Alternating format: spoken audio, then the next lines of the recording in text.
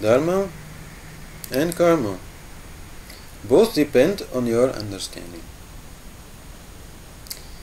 Like an idiot who has hardly any understanding of the world may do something which for other human beings would be seen as a crime, which would in other human beings create bad karma, because they would be knowing very well that they are doing something wrong. But if the idiot does something wrong without knowing it is something wrong, it is not creating bad karma. When then he, dies and is flying around like everybody else, then he is no more an idiot, because that depended on his body. So then he may remember, oh, I've done this, is actually very bad, but okay, I was an idiot, I didn't know. So no bad karma will be the result of that. Likewise, a child is said to be innocent. Children also, they can be very selfish. They can be very tough with each other. But as long as they don't really understand what this is causing, that the hurt that they are causing, this will not create bad karma for them. Only once they understand, it will. And in this way also you have to be a little bit careful with your understanding. The more spiritual understanding you have, the more you will feel responsible for behaving in a proper fashion, and the more you will create bad karma when you are unable to do that. So at some point there may be a time when you say, okay, now I've had enough teachings, first, give me some time to put it into practice, and then okay, I can come back for more. That is important to do. Because if you don't do that, then you will be dissatisfied with yourself.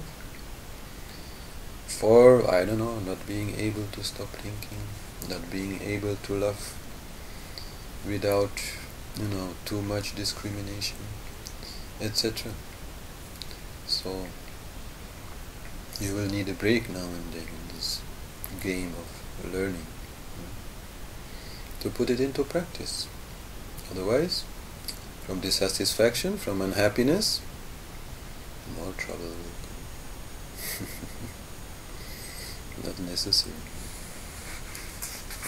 If you can stop resistance to your karma and the resulting dharma, everything will just become more easy. Then things will get done, and you will have a lot of free time. And fulfilling of desire also will become more easy when the time is right. Because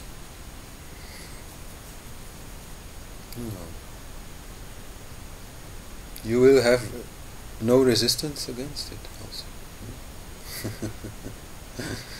That also is part of the game. So remember, to act in Dharma creates no karma. Karma is action, but action in Dharma does not create karma. So, for fulfilling your desires, be patient. Don't use force. Don't use violence to get what you would like to have. Like what you have. Enjoy what you have. Want what you have. Do not want what you don't have.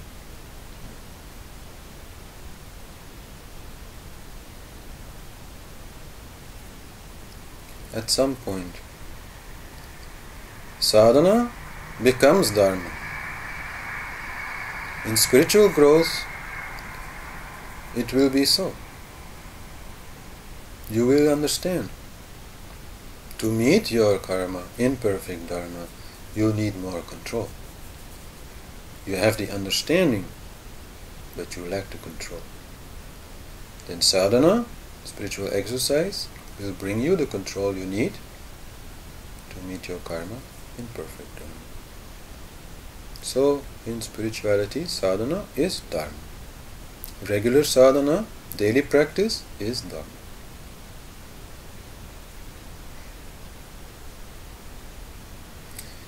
Sometimes different dharmas may seem to be in conflict,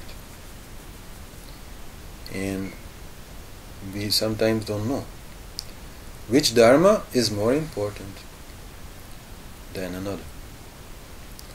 Like we may feel to have a dharma to the universe, to save the environment, promote vegetarianism, promote spirituality, but we also have other dharmas. We have dharmas to our family, to our children, to our boss or our employees, to our physical body. So sometimes there can be a conflict, and then the question is what to choose.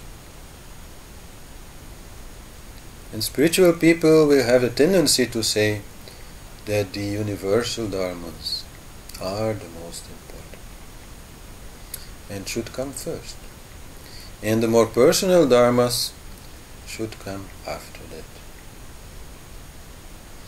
But that is one. That is just another ego game. That is not how things are organized. God is in each of us. In that way, God takes care of the universe.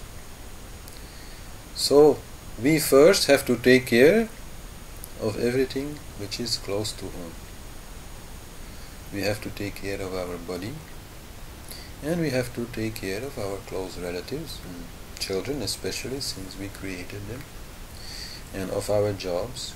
And then if, after performing these dharmas, we still have some freedom to also work on more universal dharmas, then fantastic. But those should not come first. Those come last. Trust God. He takes care of everything. He has quite a lot of people at His command. So don't think you are that important, and do the job God primarily has given you, taking care of yourself and those around you. Like I am in this way a teacher, and I am also a father. If at some point, at some moment, there is a conflict between my role as a father and my role as a teacher, then I must first choose my role as a father, because my son only has one father. Spiritual teachers, there are many. So first I have to take care of my son. Then whatever freedom is left, okay, I can teach. Same way, I should never forget to take attention, to pay attention to my body, to my health, to my regular practice which keeps my body in health, just because of some stupid desire of my son. Needs are a different thing, of course. The desires are many.